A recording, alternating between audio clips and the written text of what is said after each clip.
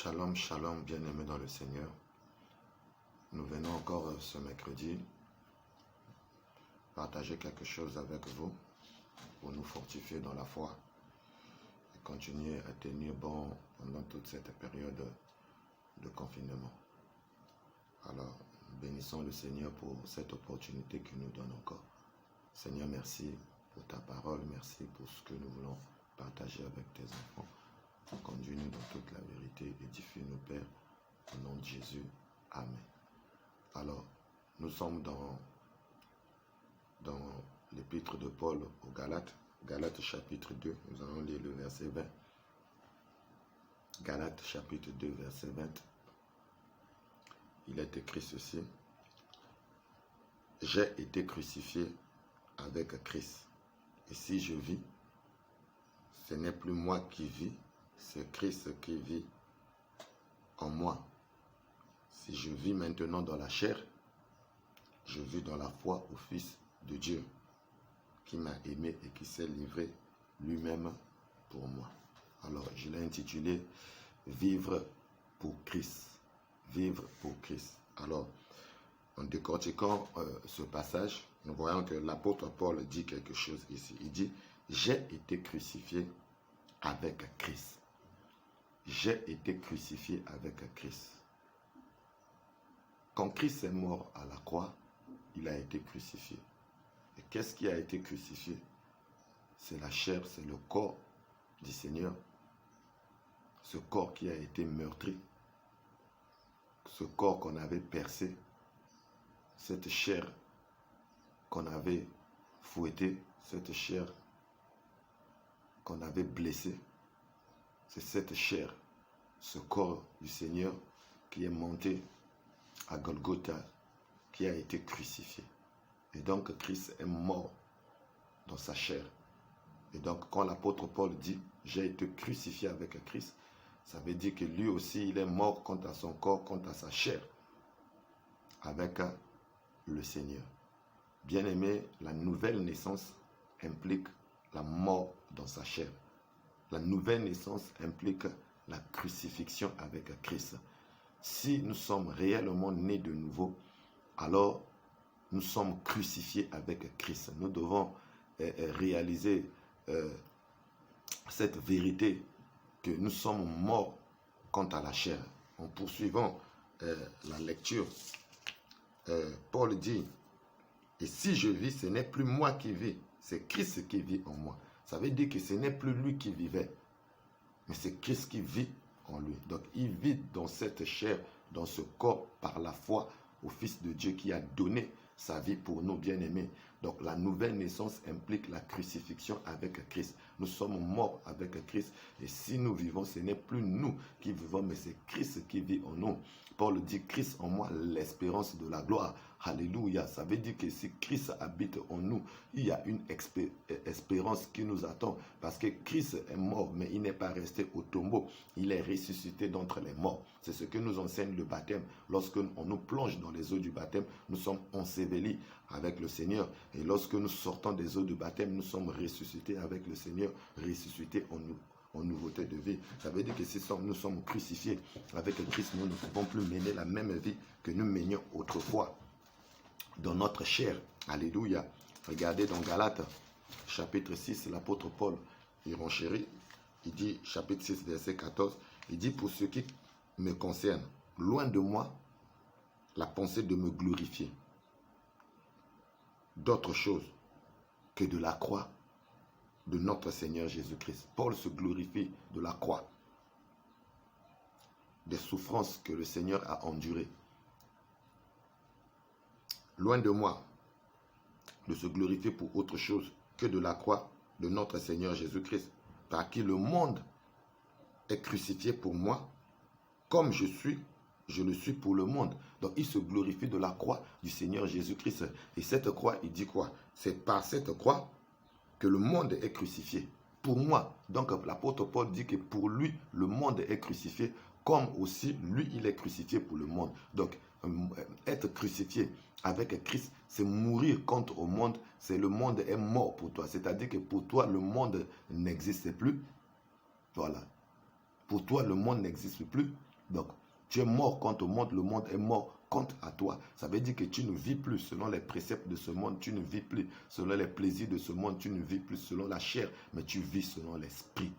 Alléluia. Tu vis en nouveauté de vie avec Christ Jésus bien-aimé dans le Seigneur. Donc la nouvelle naissance implique la mort dans la chair, voilà, dans les œuvres de la chair. La nouvelle naissance implique la mort contre au monde.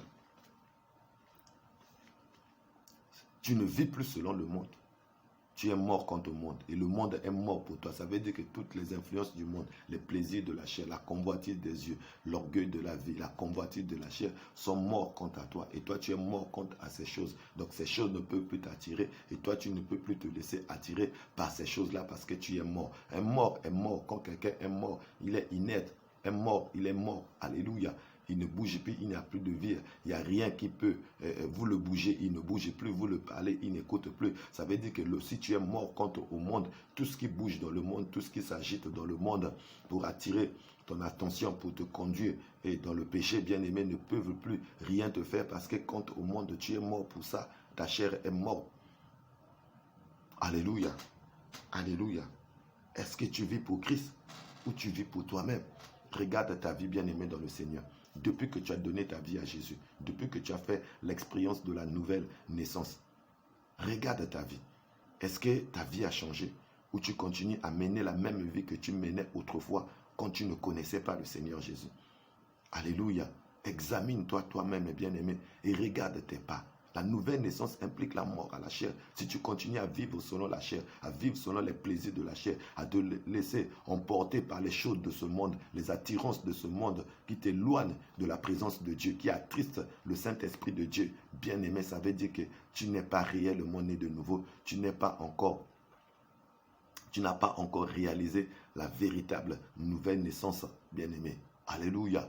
Alléluia. Celui qui est né de nouveau, il est mort. Il est mort. Il est mort contre la chair. Il est mort contre le monde. Le monde est mort pour lui. Alléluia. Allez, allons-y dans Colossiens, au chapitre 3. C'est toujours l'apôtre Paul qui parle ici. Il dit, si donc vous êtes ressuscités avec Christ, cherchez les choses d'en haut, où Christ est assis à la droite de Dieu. Donc si nous sommes ressuscités avec Christ, c'est-à-dire mort quant à la chair, quant au plaisir de la chair, quant aux œuvres de la chair, nous sommes ressuscités en nouveauté de vie. Alors, donc, si nous sommes réellement ressuscités avec Christ, alors nous devons chercher les choses d'en haut, où Christ est assis à la droite de Dieu. Alléluia. Donc, si nous sommes morts contre les choses d'en bas, nous sommes ressuscités pour les choses d'en haut, nous devons rechercher les choses d'en haut. Donc, vivre pour Christ, c'est rechercher les choses d'en haut. Alléluia. C'est mourir quant à la chair, aux œuvres de la chair, et rechercher les choses d'en haut. Est-ce que tu recherches les choses d'en haut, bien-aimé? Est-ce que tu recherches les choses d'en haut? Si tu ne recherches pas les choses d'en haut, alors nous allons nous poser la question, est-ce que réellement tu es ressuscité avec Christ? Où es-tu? Alléluia. Alléluia. Attachez-vous aux choses d'en haut et non à celles qui sont sur la terre. Nous devons nous attacher aux choses d'en haut et non aux choses qui sont sur la terre. Donc, mourir contre au monde, mourir avec Christ, bien-aimé, c'est rechercher les choses d'en haut, c'est s'attacher aux choses d'en haut et non aux choses de la terre. Celui qui s'attache aux choses de la terre, ça veut dire qu'il n'est pas encore mort contre aux choses de la terre, contre aux choses du monde. Alléluia. Or, la vie en Christ, bien-aimé, vivre pour Christ, c'est s'attacher aux choses d'en haut et non aux choses de la terre. Donc si toi tu es cramponné aux choses de la terre, ça veut dire que tu ne vis pas pour Christ, mais tu vis pour le monde, tu vis pour toi-même, tu vis pour ta chair bien-aimée. Or, nous devons rechercher les choses d'en haut. La mort contre aux choses de la terre, aux choses du monde implique l'attachement aux choses d'en haut, oh bien-aimé dans le Seigneur. Si Christ vit en nous, bien-aimé, nous devons nous attacher aux choses d'en haut. Alléluia. Nous devons nous affectionner aux choses d'en haut. Alléluia. Alléluia.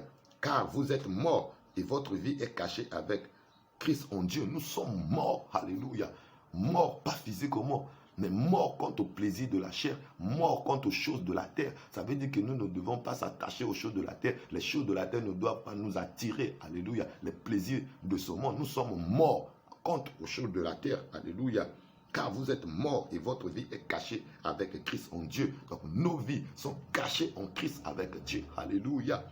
Quand Christ votre vie paraîtra, alors vous paraîtrez aussi avec lui dans la gloire. C'est-à-dire que quand Christ apparaîtra, nos vies qui sont cachées en Christ, avec Christ en Dieu, vont aussi apparaître. Alléluia. Donc nous sommes d'en haut. Alléluia. Nous ne sommes pas d'en bas. En réalité, nos vies sont avec Christ en Dieu. Alléluia. C'est pourquoi nous devons rechercher les choses d'en haut, parce que nos vies sont là-bas, bien-aimés. Nos vies ne sont pas sur la terre. Oh, alléluia.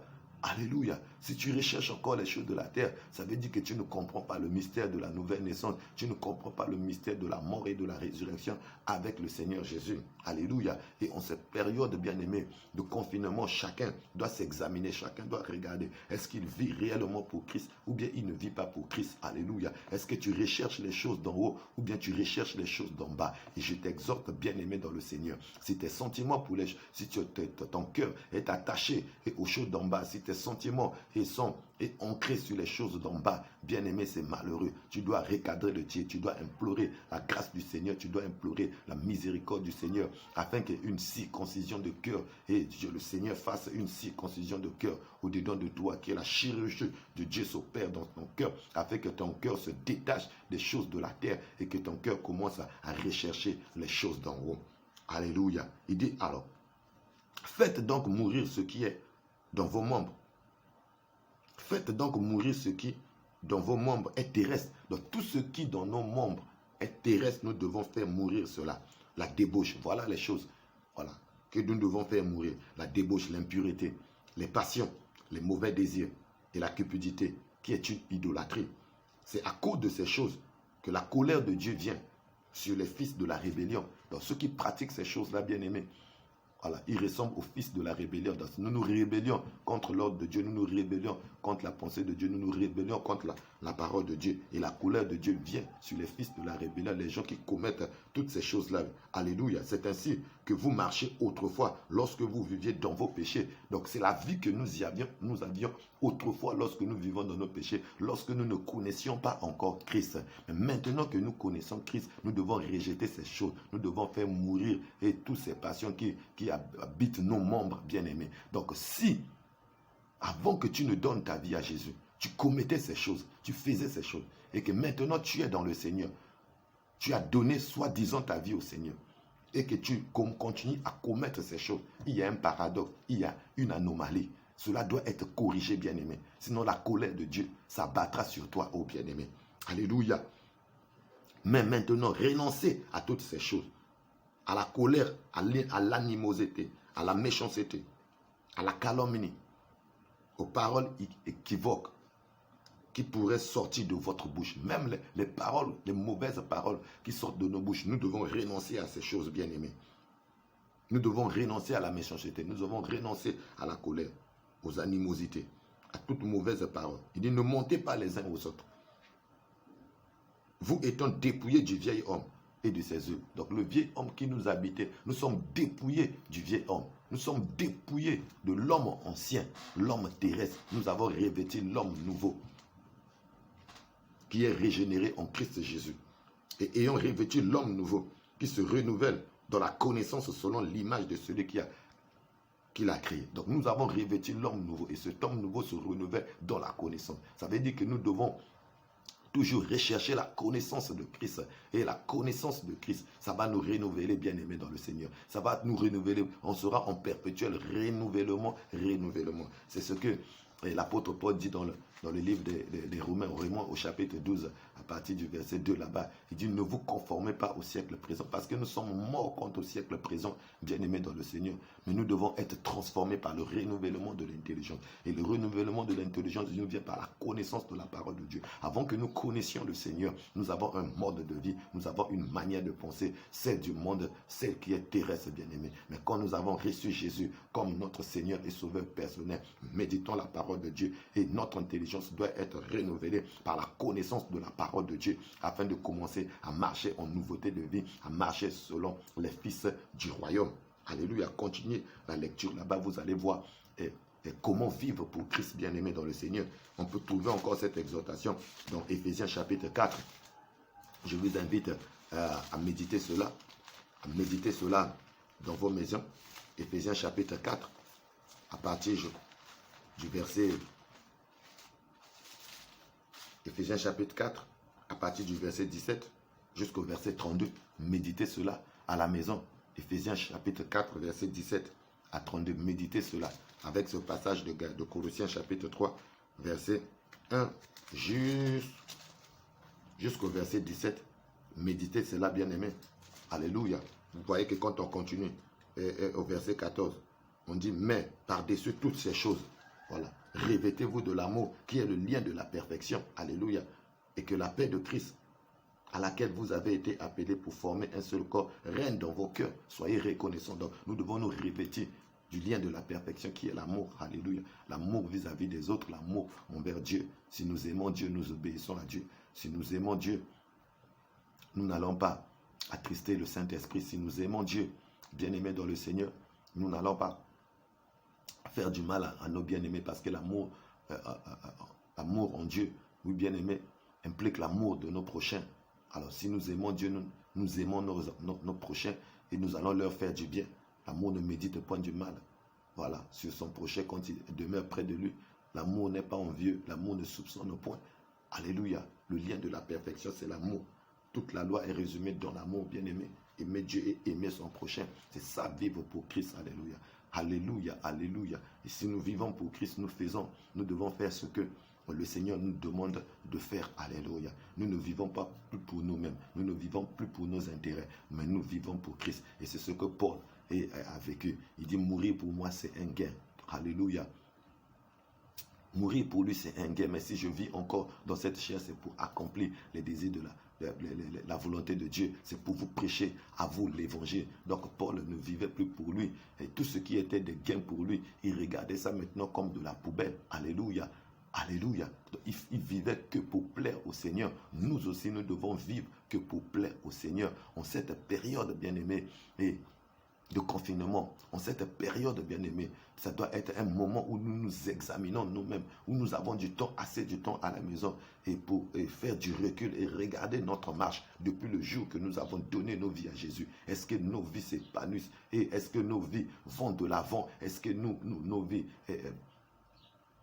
rendent gloire à Dieu? Est-ce que les choses que je faisais autrefois, je continue à les faire? Alléluia. Est-ce que je vis pour plaire à mon Seigneur? Est-ce que j'obéis à la parole de Dieu? Nous devons vivre pour Christ. Et vivre pour Christ, bien-aimé, c'est rechercher les intérêts de Christ. Quand tu vis pour Christ, tu dois rechercher les intérêts de Christ. Tu ne dois pas regarder à tes propres intérêts. Alléluia. La Bible dit, chacun il regarde à ses propres intérêts et personne ne regarde aux intérêts de Christ. Mais chacun de nous ne doit pas regarder à ses propres intérêts. Nous devons regarder aux intérêts de Christ. Vivre pour Christ, c'est s'occuper des affaires du Père. Alléluia. Comme Jésus, à l'âge de 12 ans, il était dans le temple, discourait avec les docteurs de la loi. Quand ses parents sont venus, mes fils, pourquoi tu nous as fait ça? Il leur a dit, ne savez-vous pas que je dois m'occuper des affaires de mon Père? Si nous vivons pour Christ, alléluia, nous devons nous occuper des affaires du Père. Mais quelles sont les affaires du Père? Les affaires du Père, bien-aimé, c'est prêcher la bonne nouvelle du royaume. Le Père veut que l'humanité soit sauvée. C'est pour ça que Jésus est venu dans le monde. Dieu a tant aimé le monde qu'il a donné son Fils unique afin que quiconque croise en lui ne périsse point, mais qu'il ait la vie éternelle. Donc nous devons rechercher le salut des âmes, Père bien-aimé dans le Seigneur. C'est ça, s'occuper des intérêts du Père. Le Père veut que l'humanité soit sauvée. Le Père veut que l'homme change. Le Père veut que l'homme soit racheté. Et c'est à cause de cela qu'il a donné Jésus à la croix. Alors nous aussi, bien-aimés,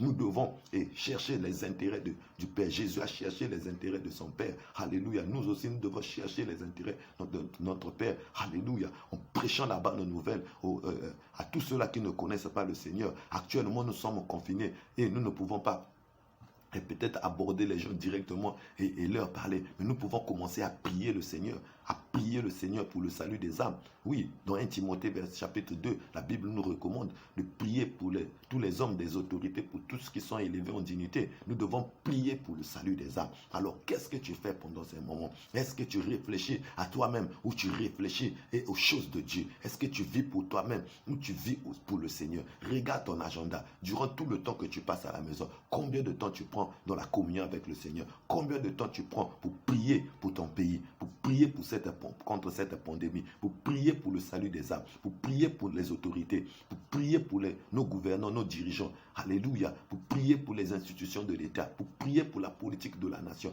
pour prier pour la jeunesse. Priez pour les vies, priez pour les familles, les foyers. Et combien de temps tu prends pour le faire? Priez même pour l'église, pour tes bien-aimés, afin que le Seigneur affermisse la foi de tout un chacun. Alléluia. Alléluia. Alors, bien-aimé, je t'exhorte à recadrer le tir et à regarder les choses positivement. Pendant cette période, la Bible dit toutes choses concourent au bien de ceux qui aiment Dieu. Moi, ça me permet de recharger mes batteries. Je suis en train de recharger les batteries. Je suis en train de me recharger à nouveau. Je suis en train de prendre du recul, de regarder comment nous avons mené les choses, comment nous avons servi le Seigneur. Et je suis en train de recadrer le tir, de regarder et chercher à plaire au Seigneur. Que ma vie puisse plaire au Seigneur, que mon ministère puisse plaire au Seigneur. Et je prie le Seigneur. Je prie chaque jour pour la nation. Je prie chaque jour pour toi, mon frère qui me suit. Je prie pour l'église, pour que ta foi ne puisse pas tomber, mais que Dieu affermisse ta foi. Je prie pour la sécurité, la protection du Seigneur sur toi, afin que cette pandémie ne te frappe pas, ni toi, ni ta famille bien-aimée dans le Seigneur. Donc je cherche les intérêts de notre Père, de notre Papa Dieu. Alléluia. Si tu t'occupes des intérêts de Dieu, Dieu va s'occuper de tes intérêts. Ta vie n'est plus à toi, tu es mort quant à toi-même. Tu vis, si tu vis, c'est Christ qui vit en toi, tu vis dans la foi en Jésus-Christ. Donc tu ne fais plus cas de ta vie. Donc tout ce que tu dois faire, c'est faire les choses de ton Père. C'est s'occuper des affaires de ton Père. Alléluia. Alléluia. Que le Seigneur puisse te bénir. Alors relis ces passages. Voilà. Ces passages, médite-les encore et prie le Seigneur. Je t'exhorte à prier beaucoup pour la nation. Prie beaucoup pour la nation. Prie beaucoup pour la nation. Voilà. Prie pour la nation. Que la main de l'Éternel soit sur cette nation. Prie pour le salut des âmes. Prie pour les actions d'évangélisation que nous allons commencer quand ces moments de confinement vont finir. Prie que Dieu sauve plusieurs âmes. Prie qu'il y ait des guérisons, des signes, des prodiges, des miracles. N'oublie pas que c'est l'année des miracles. Et prie pour ces choses-là, bien-aimés. Et le Seigneur s'occupera de tes choses. Soyez bénis. Sois béni, mon Père, mon Dieu. Je bénis ton nom pour tes enfants. Je les recommande encore à ta grâce. Seigneur, nous sommes morts quant à la chair. Nous sommes crucifiés avec toi. Et si nous vivons, ce n'est plus nous qui vivons, mais c'est toi qui vis en nous, Seigneur. Et nous vivons dans la foi en toi, Seigneur Jésus. Merci pour chacun de tes enfants qui m'ont suivi, Seigneur, qui vont me suivre. Oh Dieu, que ta main de grâce soit sur eux, que tu leur donnes des cœurs nouveaux, circoncis chaque cœur, que ta chirurgie passe dans chaque cœur, et que les cœurs se tournent tout entier à toi, Seigneur. Que les gens ne vivent plus pour eux-mêmes, mais qu'ils vivent réellement pour toi, qui se détournent des œuvres de la chair, qui détruisent nos vies, qui nous empêchent d'entrer dans ton royaume. Alléluia. Que nous nous affectionnons aux choses d'en haut. Alléluia. Là où nos vies sont cachées avec toi, en Dieu. Alléluia. Que nous prions pour l'évangile, la propagation de l'évangile. Que nous prions pour le salut des âmes. Que nous prions pour des guérisons, des miracles. Que nous prions pour nos autorités, nos dirigeants, pour notre nation, afin que cette nation puisse prospérer. Sois béni, mon Père, sois béni pour chacun. Que ta main soit sur chacun, que ta sécurité soit sur chacun. Que cette pandémie qui sévit passe, Père éternel, et que nous revenions à la normale, ô notre Père. Gloire et louange à toi. Accorde la santé à ceux qui sont malades maintenant, Seigneur mon Dieu. Que ton miracle se produise dans les vies, Seigneur. Merci, ô Père éternel. Que les cœurs, les pas, les pieds des gens qui étaient tutubants, que tu les affermisses. Que les gens qui marchaient et en suivant deux voies, Père éternel, que tu les ramènes à tes voies, ô Père éternel. Que celui qui est conscient qu'il a péché contre toi, et donne-lui à se repentir, à se relever, à continuer la marche. Sois béni, mon papa, sois béni, mon Dieu. Que ton église soit bénie, que tout ton peuple soit béni, que tes serviteurs, servantes soient bénis, que les ouvriers soient bénis, que ceux du peuple soient bénis, que nous soyons tous bénis, que cette nation soit bénie, que ce quartier soit béni, ô Père éternel. Sois glorifié encore, mon Dieu, mon roi, au nom puissant de Jésus-Christ. Amen, amen, amen. Soyez bénis. Voilà le message, l'exhortation de ce mercredi. Partagez à d'autres bien-aimés. Alors, nous allons nous revoir vendredi pour une autre vidéo. Par la grâce de Dieu. Soyez bénis.